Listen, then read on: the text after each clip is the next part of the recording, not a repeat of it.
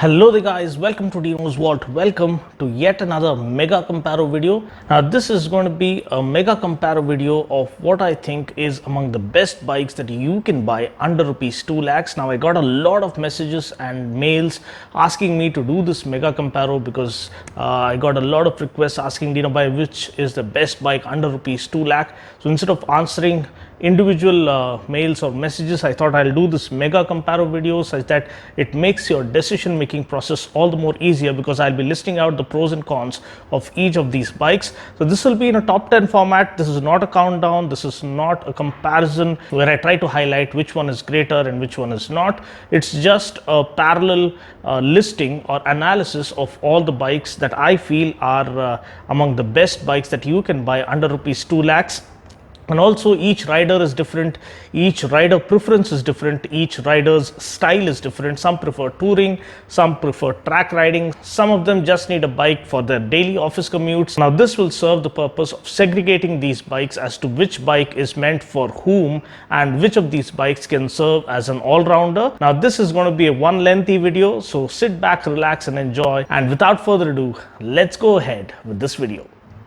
So let's start with the first bike on our list. This is the Hero Xpulse 200. Now this is a seriously impressive bike for the price you pay, especially for a person who loves to explore, for a person who loves to take the roads less traveled, get lost in the jungles or explore the mountains and the valleys, but at the same time doesn't want to empty his or her bank account while buying a capable and potent dual sport bike. Then this is the ideal choice for them. The Xpulse can serve as an ideal starter bike because it comes perfectly equipped with long travel suspension. Suspension travel is 190 mm. We also get large 21-inch front wheel with dual sport block pattern tires and spoke wheels. Now this allows you to clear obstacles with ease. Also the spoke wheels can take more punishment when it comes to off-roading compared to alloy wheels.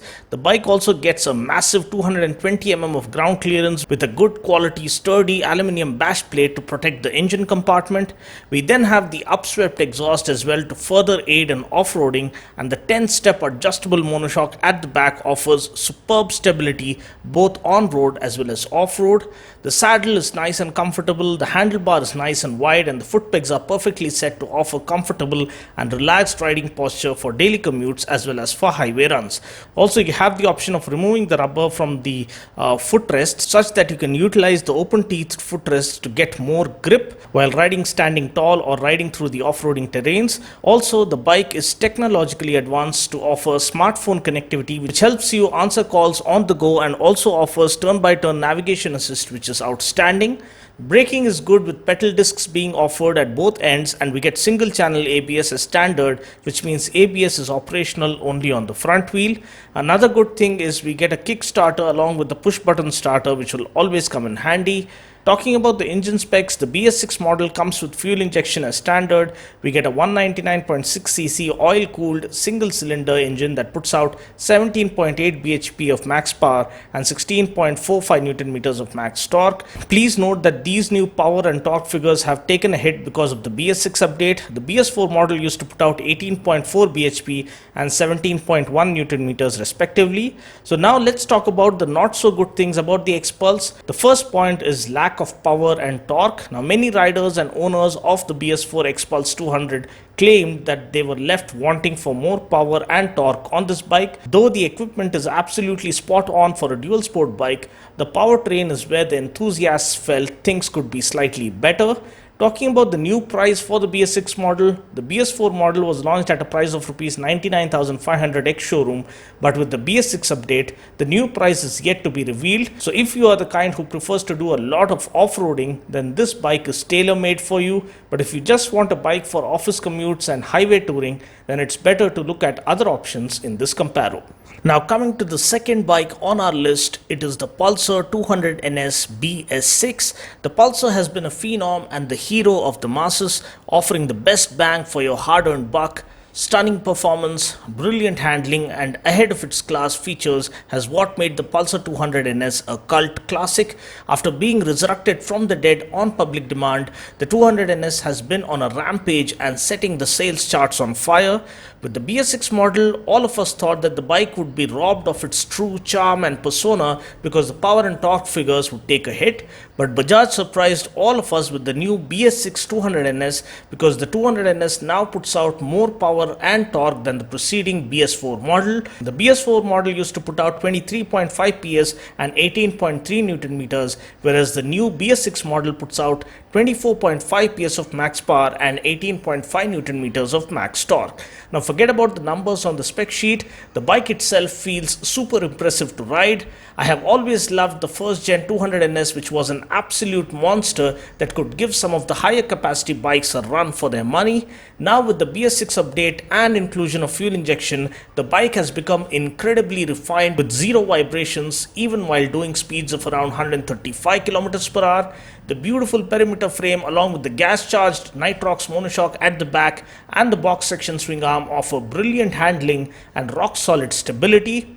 Braking is good thanks to the large 300mm pedal disc up front and single channel ABS. The bike gets a 6-speed gearbox, so the 6th gear enables the bike to offer better top end performance and also serves as the cruising gear while riding on the highways. Talking about the negatives, I really wish Bajaj offer a radial rear tire that would offer better road grip.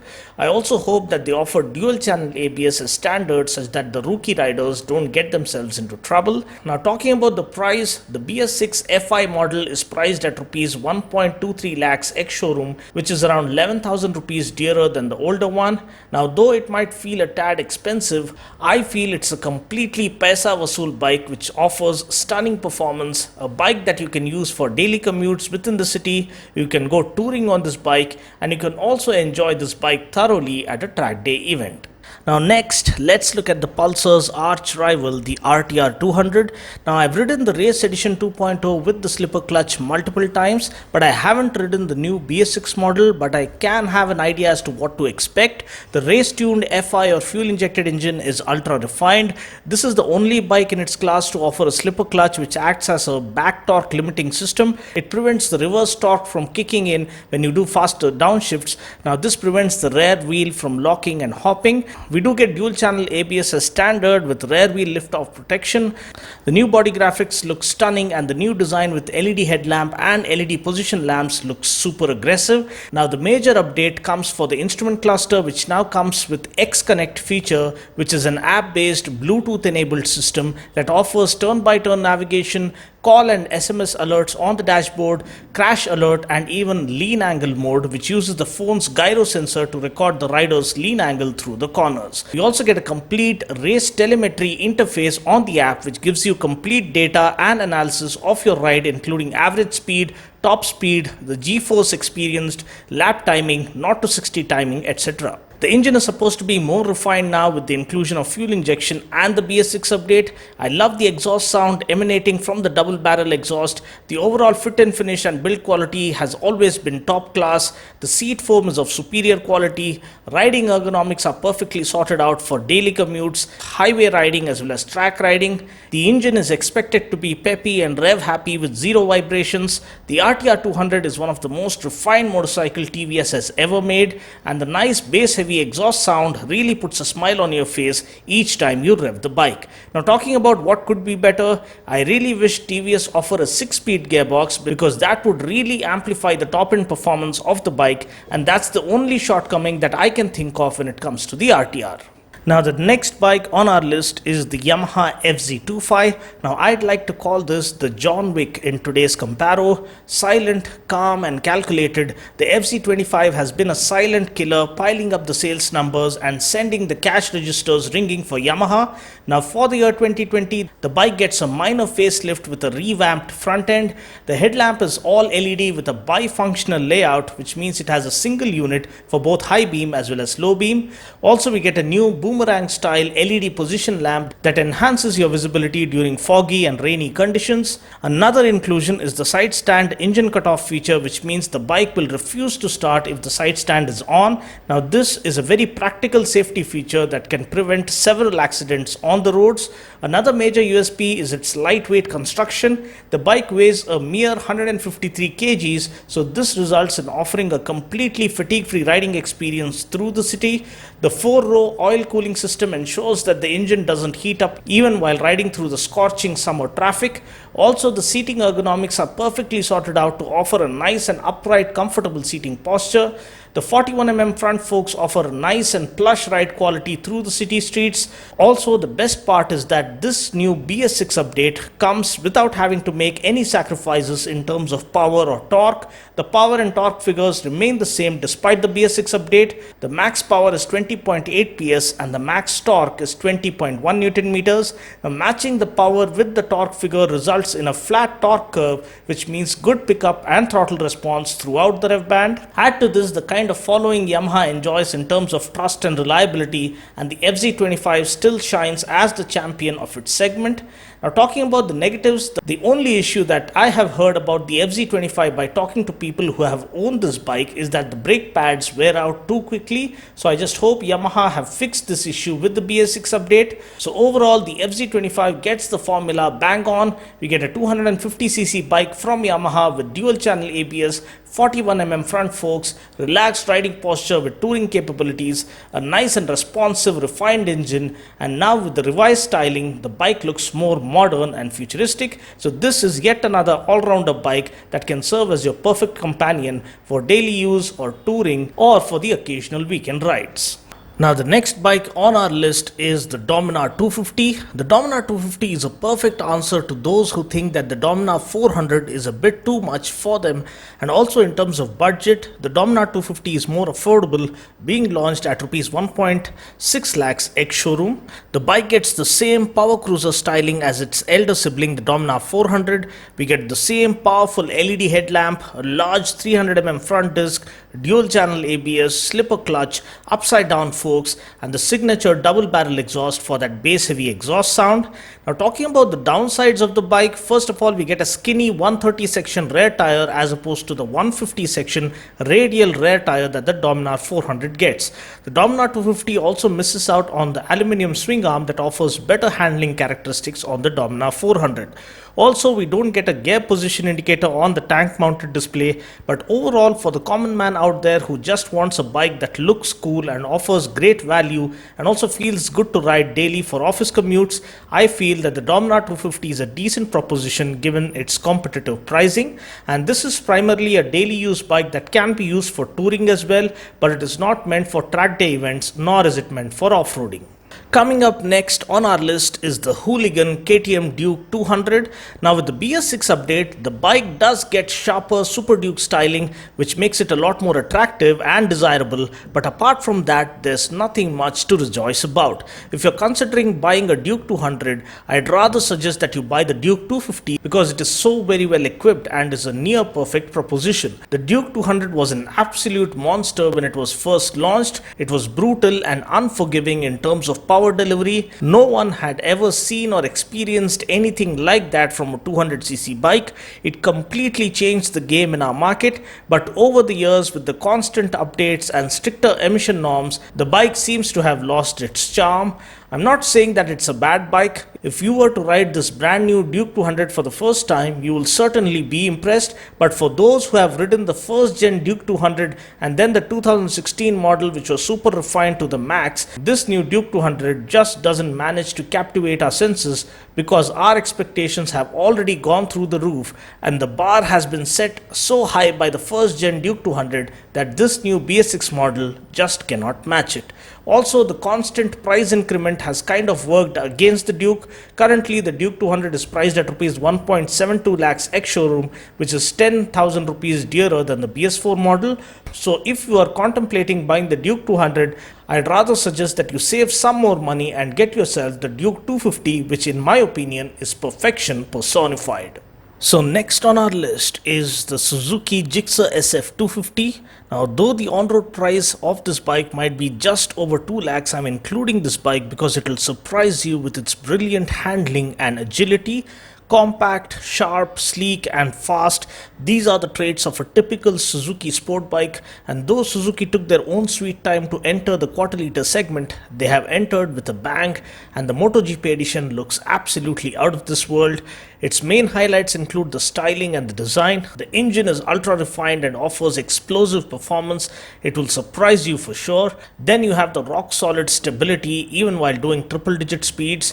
The bike is an awesome all-rounder, a bike that you can use for daily commutes, something you will have a blast on a track. And though this cannot be called a touring machine, you can enjoy those weekend rides with your friends. The seating ergonomics is slightly forward biased and not too aggressive like the RC200, but still it isn't too upright, and the bike can be best enjoyed at track day events and can be used for city commutes.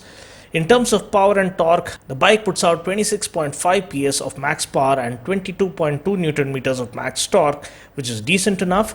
So overall, though it is a great package as it is and it does everything well, it doesn't do anything extraordinary to outshine the heavy competition that it faces in this segment. So if you want a bike that is compact, swift and agile and also experience one of the most sweetly tuned engines out there, then I'd request that you consider the Gixxer SF 250 and also take a test ride of the bike. Coming up next, we have the legend, the Yamaha R15 version 3.0. What a bike. I mean, when Yamaha launched the R15 version 3, I thought they might as well have launched the R25 instead to take on the KTM brigade, but Yamaha know the Indian mindset inside out. They gave us a stellar performer even with the 155cc power plant. They packed it with features and equipment to make it a proper track focused machine. The Delta box frame offers superb rigidity and balance. The aluminium swing arm offers brilliant handling characteristics. The radial rear tire offers superb road grip. Dual channel ABS offers complete safety even during panic braking scenarios. The slipper clutch prevents the rear wheel from locking and hopping while doing faster downshifts and also provides for a lighter clutch pull. The aerodynamics are perfectly sorted out to offer good wind protection while riding on the highways. The low set clip-ons and rear set foot pegs provide for a proper track bike feel. This is undoubtedly the ideal starter bike to get started with the supersport biking culture. And then we have a gem of an engine, refined, responsive and limitless power on offer with the variable valve actuation technology to ensure consistent power and torque throughout the rev band. While other bikes in the shootout like the FZ25 and the Gixxer SF250 offer oil cooling, the R15 version 3 is one among the few that offers liquid cooling for better performance. And finally, we have the design that is derived from the new R1, and this offers tremendous road presence and a proper premium bike feel which gives you your money's worth. Now talking about the negatives, now there's nothing wrong that I can point out with the R15 version 3 because it is almost perfect, but if you're looking for comfort, then you might as well look at other options in this Comparo because the riding posture is quite aggressive and forward biased because this is primarily a track focused bike. Pillion comfort is also not all that great and ladies might not feel all that comfortable riding as a pillion on the R15 version 3. But apart from this, everything else is top notch. Priced at Rs 1,46,500 ex-showroom, the bike is perfectly priced for what it has on offer, which is why it is such a blockbuster hit right from the word go. So next we have the immortal, the Royal Enfield Classic 350 BS6, which now comes with fuel injection, alloy wheels and dual channel ABS. Now we all know that the kind of following that Royal Enfield enjoys is unlike any other motorcycle brand. I got a glimpse of this fact at last year's Rider Mania where 10,000 bikers gathered for the event. It was undoubtedly one of the best experiences that I've had. Also, for the first time we get tubeless tires on a Royal Enfield bike. Yes, the Classic 350 BS6 gunmetal grade now comes with alloy wheels and tubeless tires. The fuel injection makes the engine slightly more refined and the throttle response is also better and more consistent. Overall, I feel this new model is a welcome change, although I still personally love the chrome Classic 350 BS6 variant which has been launched alongside the gunmetal grey model because it continues to get spoke wheels, which is a hallmark trait of Royal Enfield bikes. Now my perception of Royal Enfield bikes is pure and raw like unplugged unplugged music, and that's what differentiates them and that's what makes them stand out. Power and torque remain the same at 19.8 bhp and 28 Newton meters. Now talking about the negatives, well, the bike still doesn't get a fuel gauge. We just get a low fuel warning indicator, and I just hope Royal Enfield include that in the future. Overall, the brand still enjoys a cult following that will never die, and for those who are looking for a retro, old school style motorcycle with no strings attached, Royal Enfield will always work its charm on them.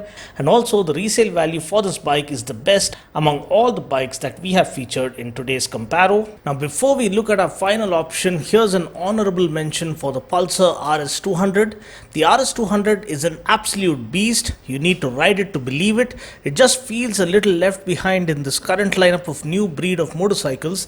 It however does get the BS6 update now, and it is still a force to reckon with because it offers a ballistic top end performance.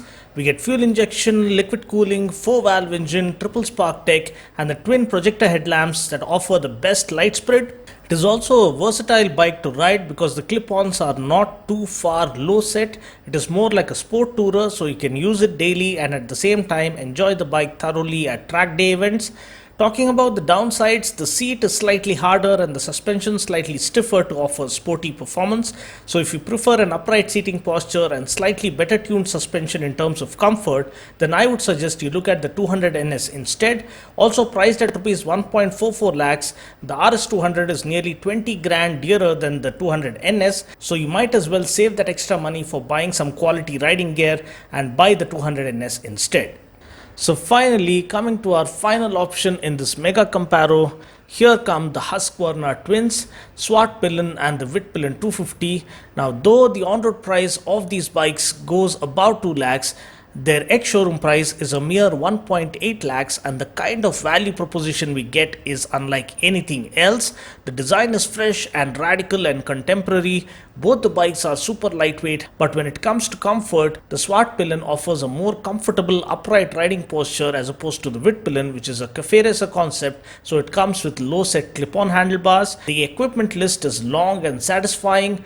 248.76cc single cylinder liquid cooled fuel injected engine that puts out 30 PS of max power and 24 Newton meters of max torque. The clincher though is the weight. The Swart Pillion weighs a mere 154 kilos, whereas the Wit Pillion weighs just 153 kgs. Now this means the bikes literally fly each time you ring the throttle wide open. We get massive 320mm front disc with dual channel ABS. We do get a slipper clutch here as well. We get WP Apex 43mm inverted front forks for rock solid front end feel and confidence. Then we have the steel trellis frame and the aluminum swing arm that offer best in class handling. Now talking about the negatives, tank capacity is just 9.5 liters. I would be happy if it is at least 13 liters. Now seat height is slightly taller as well at 835mm. So shorter riders and average height riders cannot flat foot on this bike, which might be a concern for some of you out there. Also, the pillion seat is far too small for ladies to feel comfortable, so that is one thing you need to keep in mind in terms of practicality. Now among the two of them, the Swart Pillion is my personal pick because it is absolutely effortless to ride. It is fast, swift, a bike that you can literally play around all day long and still feel free because the bike is super light. Also the best part is the pricing. Launched at Rs 1.8 lakhs ex-showroom, the kind of freshness it offers in terms of design and the ride feel makes it stand out in this Mega Comparo video. So this wraps up my video of trying to suggest the best bike under Rs 2 lakhs. I just hope you found this video useful. If you have, then please do subscribe to the channel and share this video around. I'll catch you guys in the next video. Until then, take care, God bless, and ride safe.